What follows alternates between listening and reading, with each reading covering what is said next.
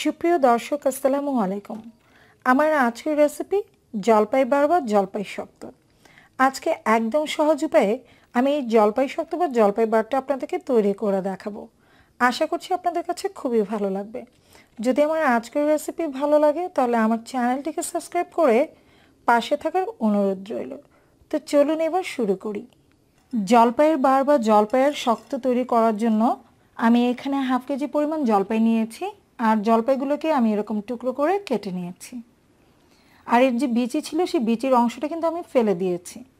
তো এইভাবে চারপাশ থেকে আমি জলপাইটাকে জাস্ট কেটে নিয়ে তারপর সেটাকে আমি খুব ভালোভাবে সেদ্ধ করে নিয়েছি। আর এমনভাবে সিদ্ধ করে নিতে হবে যাতে ধরামাত্র এগুলো গলে যায়। দেখতে পাচ্ছেন আমি কতটা পারফেক্টলি এটা সেদ্ধ করে নিয়েছি। এবার জাস্ট এই জলপাইয়ের টুকরোগুলোকে হাতে একটু কষলে কষলে মেখে নিতে হবে। আমি খুব ভালোভাবে এগুলোকে হাতে চটকে নিয়েছি। যেহেতু এটা খুব ভালোভাবে সেদ্ধ করা হয়েছিল তাই চটকে নিতে কিন্তু খুব বেশি প্রবলেম হয়নি। তো দেখতে পাচ্ছেন একদম মিহি করে কিন্তু আমি চটকে নিয়েছি। এই কাজটি আপনারা চাইলে কিন্তু ব্লেন্ডারেও করে নিতে পারেন। আর ভিউয়ার্স, আমি কিন্তু জলপাইয়ের চারপাশ থেকে কেটে টুকরো করে নিয়ে তারপর সেটা সেদ্ধ করেছি। তবে আপনারা চাইলে কিন্তু আস্ত জলপাইটাও সেদ্ধ করে নিয়ে তারপর চটকে বিচিটা ফেলে দিতে পারেন। তো চটকানো হয়ে গেছে, আর বাকি উপকরণগুলো আমি চুলায় একে একে রান্নার সময় আপনাদেরকে দেখিয়ে দিব।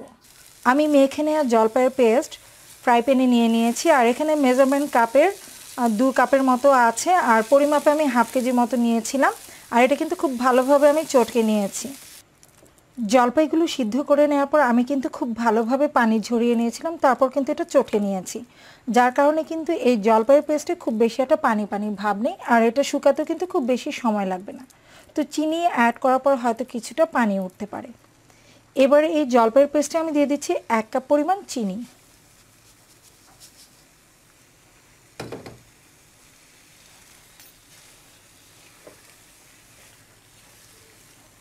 চিনি দিয়ে নেড়েচেড়ে এটা মিক্স করে নিতে হবে। আর চিনি দেওয়ার কিছুক্ষণের মধ্যে দেখবেন যে যথেষ্ট পরিমাণে পানি বেরিয়ে আসছে। ভাজা শুকনো মরিচ গুঁড়ো দিয়ে দিচ্ছি এখানে 2 চা চামচ।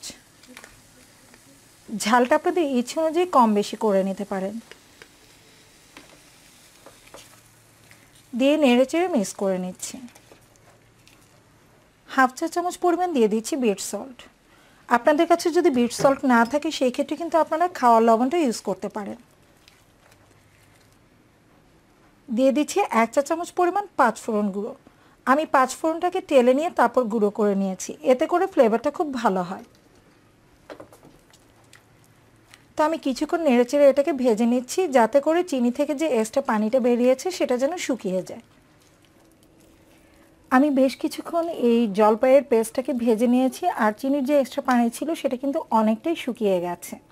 তো আমি দেখা সৌন্দর্যের জন্য কিছুটা ফুড কালার এতে ইউজ করব। আমি রেড ফুড কালার ইউজ করছি কয়েক ফোঁটা। এটা পুরোপুরি অপশনাল, আমি দেখা সৌন্দর্যের জন্য এটা ইউজ করছি, আপনারা চাইলে স্কিপ করে যেতে পারেন। ফুড কালারটা দিয়ে আমি মিক্স করে নিচ্ছি। আমি বেশ কিছুক্ষণ এই জলপাইয়ের পেস্টকে ভেজে নিয়েছি, আর দেখতে পাচ্ছেন এখন কিন্তু পুরোপুরি পানিটাই কিন্তু একদম শুকিয়ে গেছে, আর এটা কিন্তু অনেকটাই প্যানের গা ছেড়ে ছেড়ে দিচ্ছে। তো যখন দেখবেন যে এরকম অনেকটাই গা ছেড়ে দিচ্ছে তখনই চুলার আঁচটা বন্ধ করে দিতে হবে, তা না হলে কিন্তু পোড়া লেগে যেতে পারে। আমি এই পর্যায়ে চুলার আঁচ বন্ধ করে দিচ্ছি। জলপাইয়ের বারটা বিছিয়ে নেওয়ার জন্য আমি স্টিলের থালা নিয়েছি। আমি এরকম একটা স্টিলের ডিশ নিয়েছি, আর তাতে সামান্য পরিমাণ সরিষার তেল নিয়ে ব্রাশ করে নিচ্ছি। এতে করে সহজেই কিন্তু এই জলপাইয়ের বারটা উঠে আসবে। ব্রাশ করা হয়ে গেলে আমি এবার সেই জলপাইয়ের পেস্টটা দিয়ে দিচ্ছি। এবার জাস্ট স্প্যাচুলারের সাহায্যে এটাকে পাতলা করে ছড়িয়ে দিতে হবে। এই কাজটি কিন্তু আপনারা চামচের সাহায্যেও করতে পারেন। আপনাদের কাছে যদি স্প্যাচুলার না থাকে সমস্যা নেই, চামচের সাহায্যে আপনারা এভাবে পাতলা করে এটা বিছিয়ে নিতে পারেন। স্প্যাচুলারের সাহায্যে এটাকে পাতলা করে বিছিয়ে নিয়েছি। তো বিছানো হয়ে গেছে। এবার আমি এটাকে রোদে শুকিয়ে তারপর আপনাদেরকে পরিবেশন করে দেখাবো যে এই জলপাইয়ের বার বা জলপাই শক্তটা দেখতে কেমন হয়েছে। আমি 2 দিনের মতো কড়া রোদে এটাকে শুকিয়ে নিয়েছি। আপনাদের হয়তো 3 দিন বা 4 দিনও লাগতে পারে, সেটা ডিপেন্ড করে ওয়েদারের উপর। তো যেহেতু বেশ কড়া রোদ ছিল তাই 2 দিনে কিন্তু এটা ভালোভাবে শুকিয়ে গেছে। আর দেখতে পাচ্ছেন যে এটা কিন্তু ইজিলি উঠেও আসছে। যেহেতু আমি তেল ব্রাশ করে নিয়েছিলাম তাই খুব সহজে কিন্তু এটা তুলে নেওয়া যাচ্ছে। তা আমি এটাকে তুলে নিয়েছি। এবার আমি আমার পছন্দ মতো শেপে এই জলপাইয়ের শক্ত বা জলপাই বারটাকে কেটে নিচ্ছি। আপনারা আপনাদের পছন্দ মতো শেপে কিন্তু এটাকে কেটে নিতে পারেন। আমি এটাকে 4 কোণা শেপে কেটে নিচ্ছি।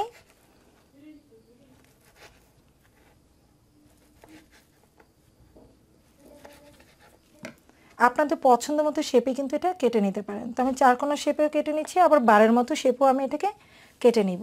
বারের শেপে কেটে নিচ্ছি।